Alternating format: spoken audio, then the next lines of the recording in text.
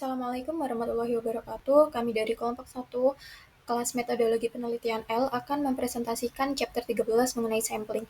Sebelumnya, izinkan kami untuk memperkenalkan kelompok kami terlebih dahulu. Yang pertama ada saya, Sirenda Mazwi dengan NPM Mahir 022. Yang kedua ada Zahra Eka Mardianik dengan NPM Mahir 024. Yang ketiga ada Baik Nisrina Salsabila dengan NPM Mahir 030. Dan yang terakhir ada Melvin Abdul Bui dengan NPM Mahir 275. Yang pertama yaitu kita akan membahas mengenai population, element, sample, sampling unit, and subject. Nah, jadi yang pertama ada population. The population refers to the entire group of people, events, or things of interest that the researcher wishes to investigate. It is the group of people, events, or things of interest for which the researcher wants to make inference. Jadi populasi itu mengacu pada keseluruhan kelompok orang, peristiwa atau hal-hal menarik yang ingin diteliti oleh seorang peneliti. Jadi kita dapat simpulkan bahwa populasi itu adalah sekelompok orang, peristiwa atau hal-hal menarik yang ingin disimpulkan oleh seorang peneliti dan didasarkan dengan sampel statistik. Nah, jadi misalnya seperti contoh ada CEO dari sebuah perusahaan komputer, dia ingin mengetahui strategi periklanan apa yang digunakan oleh perusahaan lain. Jadi dia akan mengumpulkan beberapa perusahaan di lokasi tertentu. Nah, itu merupakan populasi. Lalu selanjutnya itu ada element. An element is a single member of the population. If 1,000 blue-collar workers in a particular organization happen to be the population of interest to a researcher, each blue-collar worker there is an element. Jadi elemen itu adalah satu anggota dari populasi. Jika ada 1.000 pekerja blue collar di sebuah organisasi tertentu, itu merupakan populasi yang diminati oleh seorang peneliti atau populasi yang ingin diteliti oleh seorang peneliti. Jadi setiap pekerja di blue collar itu merupakan elemen. Selanjutnya itu ada sampel. A sample is a subset of the population. It comprises some members selected from it. In other words, some, but not all, elements of the population from the sample. If 200 members are drawn from a population of 1,000 blue-collar workers, there's 200 members from the sample for the study. Selanjutnya itu ada sampel. Jadi sampel adalah bagian dari populasi. Sampel ini terdiri dari beberapa anggota yang dipilih dari populasi. Dengan kata lain, beberapa tetapi tidak semua. Di dalam populasi ini membentuk sampel. Nah, jadi contohnya jika ada 200 anggota yang diambil dari populasi terdiri dari 1.000 orang. Nah, contohnya itu misalnya pekerja blue collar, 200 anggota ini akan menjadi sampel penelitiannya. Artinya dari penelitian terhadap 200 anggota ini, peneliti akan menarik kesimpulan tentang keseluruhan populasi yang terdiri dari 1.000 pekerja blue collar tadi. Selanjutnya yaitu ada sampling unit. The sampling unit is the element or set of elements that is available for selection in some stage of the sampling process.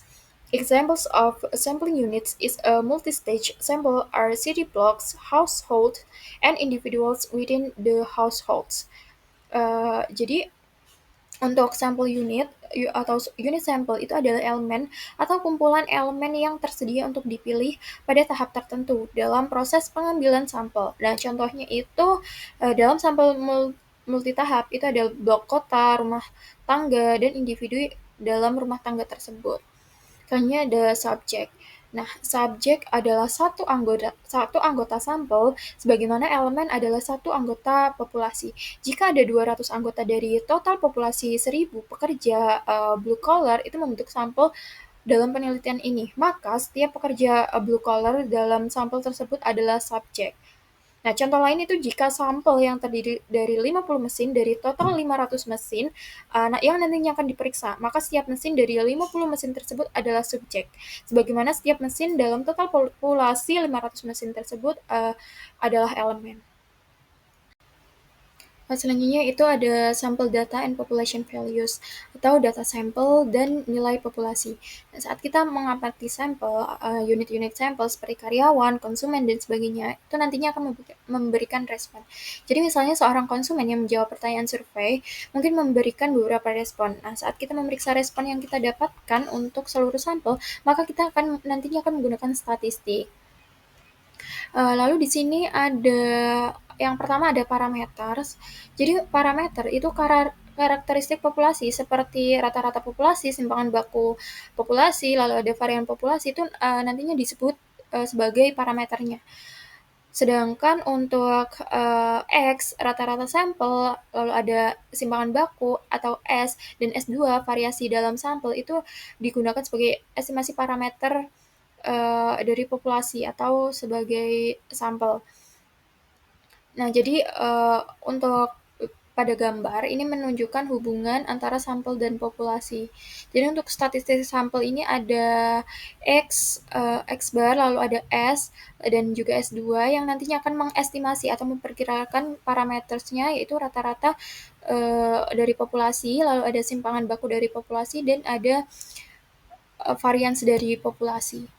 Selanjutnya ada representativeness of sample atau keterwakilan sampel. Nah, jadi kebutuhan untuk memilih sampel yang tepat untuk investigasi penelitian tidak dapat terlalu ditekankan. Jadi misalnya sangat sedikit rata-rata sampel yang mungkin sama persis dengan rata-rata populasi. Nah, simpangan baku sampel juga tidak mungkin sama dengan simpangan baku dari populasi. Namun kita memilih sampel dengan cara ilmiah, yaitu dapat cukup yakin bahwa statistik sampel misalnya X, S, atau S2 itu cukup dengan parameter populasi, yaitu P, lalu ada deviasi simpangan baku dari populasi dan juga varians dari populasi. Nah, dengan kata lain, mungkin untuk memilih sampel sedemikian rupa sehingga mewakili dari populasi. Selanjutnya itu ada normality of distributions atau distribusi normalitas. Ya, atribut atau karakteristik populasi umumnya terdistribusi normal.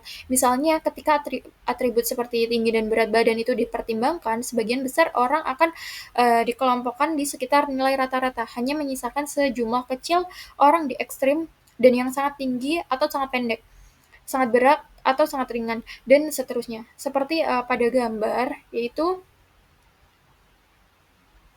uh, rendah di sebelah kiri, lalu ketinggi yang sebelah kanan. Jadi, jika kita ingin menaksir karakteristik populasi dari yang terwakili dalam sampel dengan akurasi yang wajar, sampel harus dipilih sedemikian rupa sehingga distribusi karakteristik yang diinginkan itu mengikuti pola distribusi normal yang sama dalam sampel seperti halnya dalam populasi. Dari teorema limit pusat, kita tahu bahwa distribusi sampling dari rata-rata sampel terdistribusi normal. Seiring bertambahnya ukuran sampel N, rata-rata sampel acak yang diambil dari semua populasi mendekati distribusi normal. Materi yang selanjutnya ada di sampling process atau proses pengambilan sampel. Nah, pada pengambilan sampel ini merupakan proses memilih sejumlah elemen yang tepat dari populasi, sehingga studi sampel dan pemahaman tentang sifat atau karakteristik itu memungkinkan kita untuk menggeneralisasi sifat atau karakteristik tersebut ke elemen populasi. Nah, terdapat beberapa langkah-langkah utama yang dilakukan dalam pengambilan sampel. Yang pertama adalah mendefinisikan populasi atau defining the population. Nah, pengambilan sampel itu dimulai dengan mendefinisikan populasi secara tepat. Nah, populasi itu harus didefinisikan berdasarkan elemen, batas geografis, dan juga waktu. Contohnya, seorang bankir yang tertarik pada kebiasaan menabung, pekerja kerah biru di industri itu pertambangan di Amerika Serikat, populasi targetnya itu mungkin semua pekerja kerah biru di industri tersebut di seluruh negeri. Lalu langkah yang kedua adalah menentukan kerangka sampel. Kerangka sampel itu merupakan representasi atau fisik dari semua elemen populasi yang menjadi sumber sampel. Nah, meskipun kerangka sampel itu berguna dalam menyediakan daftar setiap elemen dalam populasi, kerangka tersebut itu mungkin tidak selalu merupakan dokumen terkini dan juga terbaru. Misalnya, nama anggota yang baru saja meninggalkan organisasi dan atau keluar dari universitas, serta anggota yang baru saja bergabung dengan organisasi atau universitas itu mungkin tidak muncul dalam daftar gaji organisasi atau register universitas pada hari tertentu. Lalu langkah yang ketiga ada menentukan desain pengambilan sampel. Terdapat dua jenis utama desain pengambilan sampel. Yang pertama adalah pengambilan sampel probabilitas dan yang kedua adalah non-probabilitas. Dalam pengambilan sampel probabilitas itu, elemen-elemen dalam populasi itu memiliki peluang atau probabilitas yang diketahui dan bukan nol untuk terpilih sebagai subjek sampel. Nah, dalam pengambilan sampel non-probabilitas, itu merupakan elemen-elemen tersebut itu tidak memiliki peluang yang diketahui atau telah ditentukan sebelumnya untuk terpilih sebagai subjek. Nah, desain pengambilan sampel probabilitas itu digunakan ketika representasi sampel itu penting untuk generalisasi yang lebih luas. Lalu langkah yang keempat adalah menentukan ukuran sampel. Faktor-faktor yang mempengaruhi keputusan tentang ukuran sampel itu yang pertama ada tujuan penelitian, kedua tingkat presisi yang diinginkan, yang ketiga risiko yang dapat diterima dalam memprediksi tingkat presisi tersebut, lalu yang keempat ada jumlah variabilitas dalam populasi itu sendiri, yang kelima ada kendala biaya dan waktu, dan yang terakhir adalah ukuran populasi itu sendiri. Nah, langkah yang terakhir adalah melaksanakan proses pengambilan sampel. Pada tahap terakhir ini, proses pengambilan sampel itu keputusan berkenaan dengan populasi sasaran, kerangka pengambilan sampel, teknik sampel, dan juga ukuran sampel yang harus dilaksanakan. Lalu materi selanjutnya adalah sampling process atau proses pengambilan sampel. Jadi sampling atau pengambilan sampel itu adalah proses pemilihan elemen yang tepat dalam jumlah yang cukup dari populasi, sehingga studi sampel dan pemahaman tentang sifat dan karakteristiknya memungkinkan kita untuk menggeneralisir sifat atau karakter tersebut ke dalam elemen populasi. Nah, langkah-langkah utama dalam sampling ini meliputi yang pertama adalah defining the population atau mendefinisikan populasi. Pengambilan sampel itu dimulai dengan menentukan populasi target secara tepat. Populasi target harus didefinisikan dalam hal elemen, batas geografis, dan juga waktu. Untuk contoh-contoh selanjutnya, itu menggambarkan bahwa tujuan penelitian dan juga ruang lingkup penelitian memainkan peran penting dalam menentukan populasi sasaran. Lalu selanjutnya adalah determining the sample frame. Kerangka pengambilan sampel adalah representasi fisik dari semua elemen dalam populasi tempat pengambilan sampel. Penggajian suatu organisasi akan berfungsi sebagai kerangka pengambilan sampel jika anggotanya akan dipelajari. Demikian juga kasusnya sama seperti seorang mahasiswa, seorang dosen, administrator, staf maupun pegawai lainnya. Lalu selanjutnya adalah determining the sampling design. Ada dua jenis utama desain dalam pengambilan sampel. Yang pertama adalah pengambilan sampel probabilitas dan juga non-probabilitas. Dalam pengambilan sampel probabilitas, unsur-unsur dalam populasi memiliki beberapa peluang atau probabilitas bukan nol yang diketahui untuk dipilih sebagai subjek sampel.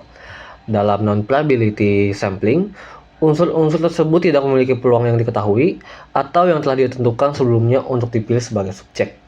Desain pengambilan sampel probabilitas digunakan ketika keterwakilan sampel ini menjadi penting untuk kepentingan generalisasi yang lebih luas.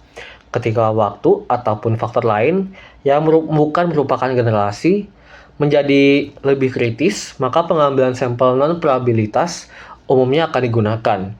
Masing-masing dari dua desain utama ini memiliki strategi pengambilan sampel yang berbeda.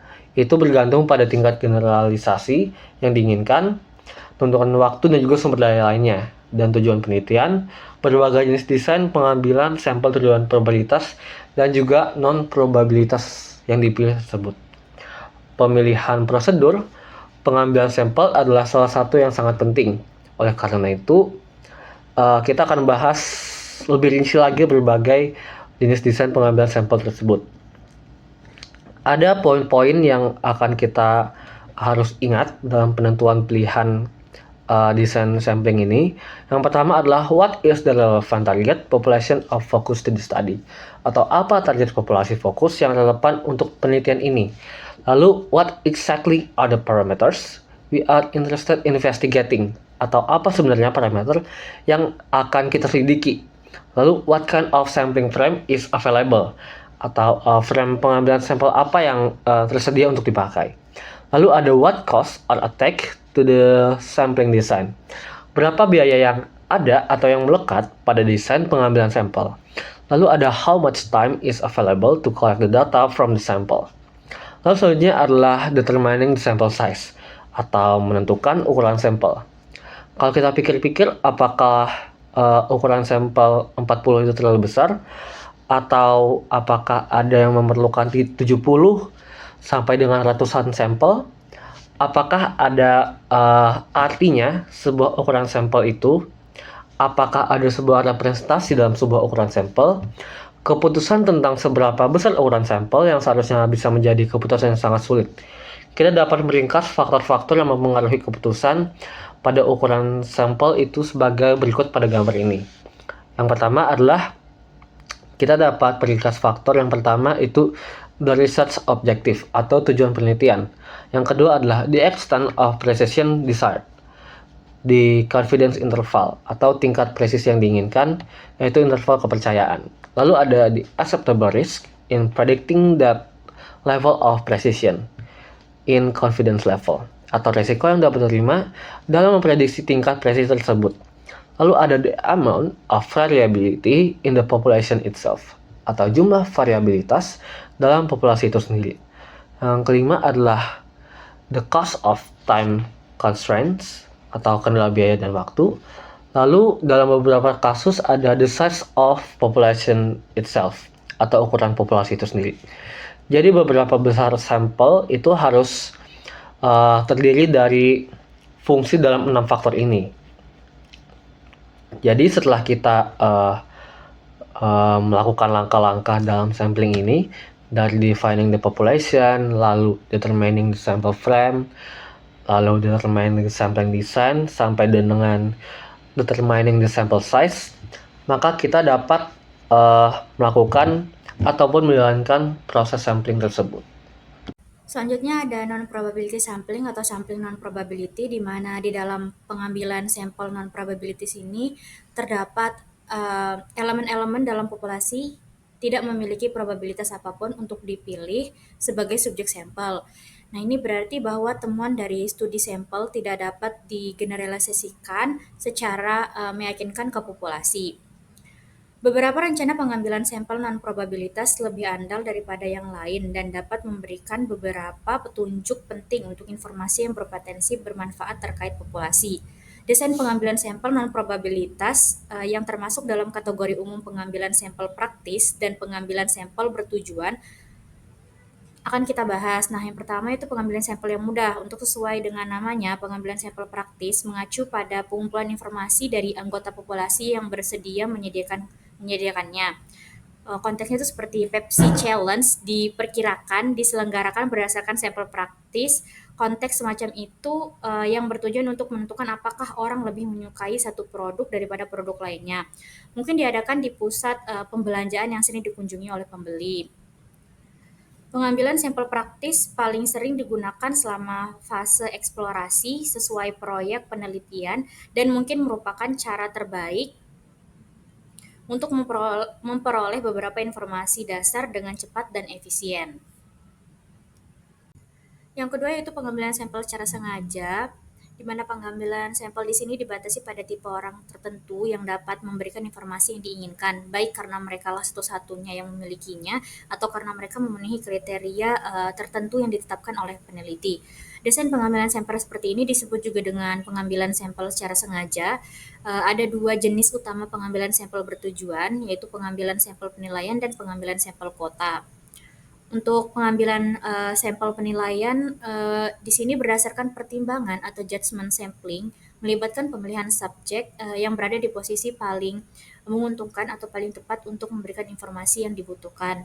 Misalnya jika seorang peneliti ingin mengetahui apa yang dibutuhkan manajer perempuan untuk mencapai posisi puncak, satu-satunya orang yang dapat memberikan informasi langsung adalah perempuan yang telah mencapai posisi presiden, wakil presiden, dan eksekutif tingkat atas yang penting dalam organisasi kerja. Pengambilan sampel penilaian merupakan desain yang digunakan ketika hanya sejumlah kecil orang atau kategori tertentu yang memiliki informasi yang dicari. Dalam kasus seperti ini, segala jenis pengambilan sampel probabilitas yang mencakup seluruh bagian populasi tidak ada gunanya atau tidak bermanfaat. Pengambilan sampel berdasarkan penilaian dapat membatasi generalisasi temuan karena kita telah menggunakan sampel pakar yang mudah diakses. Namun ini adalah satu-satunya metode pengambilan sampel yang layak untuk mendapatkan jenis informasi yang dibutuhkan dari kelompok orang yang spesifik yang hanya memiliki fakta yang dibutuhkan dan dapat memberikan informasi yang dicari.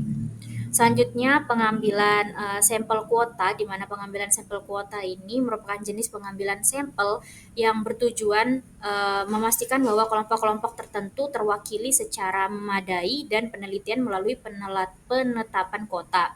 Umumnya kuota yang ditetapkan untuk setiap subjek kelompok didasarkan pada jumlah total masing-masing kelompok dalam populasi.